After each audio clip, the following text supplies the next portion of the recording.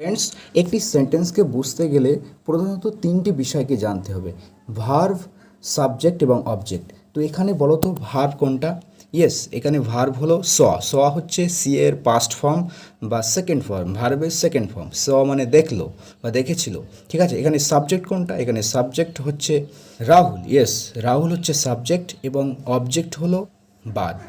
তো এখানে আর্টিকেল হিসাবে ব্যবহার হয়েছে। তো রাহুল স বার্ড মানে রাহুল একটি পাখিকে দেখলো, ঠিক আছে। পরের সেন্টেন্সটা দেখো, রাহুল স আ বিউটিফুল বার্ড।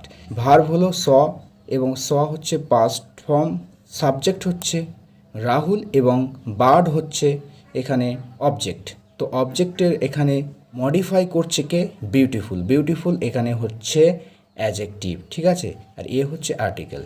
তো রাহুল স আ বার্ড এর অর্থ হলো রাহুল একটা সুন্দর পাখিকে দেখলো। তো তোমাদের জন্য একটা হোমওয়ার্ক দিচ্ছি, দেখো এটা করতে পারো কিনা, কমেন্টে লিখে জানাও।